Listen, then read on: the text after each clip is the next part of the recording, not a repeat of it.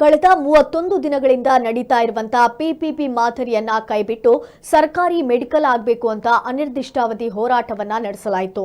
ವಿವಿಧ ಸಂಘಟನೆಗಳ ಹೋರಾಟಗಾರರಿಂದ ವಿಜಯಪುರ ನಗರದ ಪ್ರಮುಖ ಬೀದಿಗಳಲ್ಲಿ ಪಂಜಿನ ಮೆರವಣಿಗೆ ಮಾಡಲಾಯಿತು. ಖಾಸಗಿ ಸಹಭಾಗಿತ್ವ ಪ್ರಾರಂಭ ಮಾಡಬೇಕು ಅಂತ ನಿರ್ಣಯ ತೆಗೆದುಕೊಂಡಿದ್ದಾರೆ.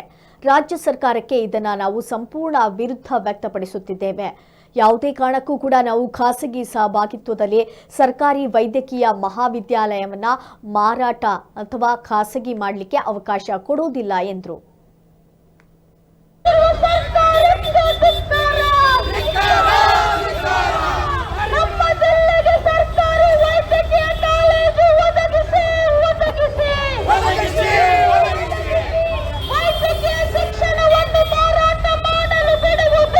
ನೀವು ಸರ್ಕಾರಿ ಮೆಡಿಕಲ್ ಕಾಲೇಜ್ ಬಿಜಾಪುರ ಜಿಲ್ಲೆಗೆ ಬೇಕಂತ ಹೇಳಿ ಇವತ್ತು 31 ದಿವಸ ಆಯ್ತು ಅಂಬೇಡ್ಕರ್ ಸರ್ಕಲ್ ಧರಣಿ ಕೂತಿದ್ರಿ. ಆದ್ರೆ ಇವತ್ತು ಪಂಜಿನ ಮೆರವಣಿಗೆ ಮುಖಾಂತರ ಹೋಗ್ತಾ ಇದ್ರಿ, ಯಾಕಂತ ಕೇಳ್ಬೋದಾ? ಸ್ನೇಹಿತರೆ, ಇವತ್ತಿಗೆ ನಮ್ಗೆ ಕರೆಕ್ಟ್ ಆಗಿ 31ನೇ ದಿವಸ ನಡೆದಿದೆ.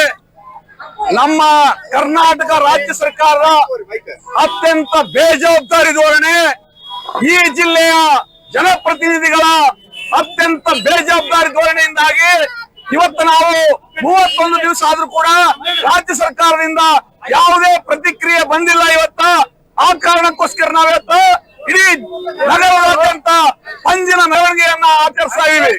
ಇದು ಸಾಂಕೇತಿಕ. ಇನ್ನು ಮುಂದೆ ಸರ್ಕಾರ ಕೂಡಲೇ ಪರಿಹಾರ ಮಾಡದೇ ಇದ್ರೆ, ಒಂದು ವೇಳೆ ಸರ್ಕಾರ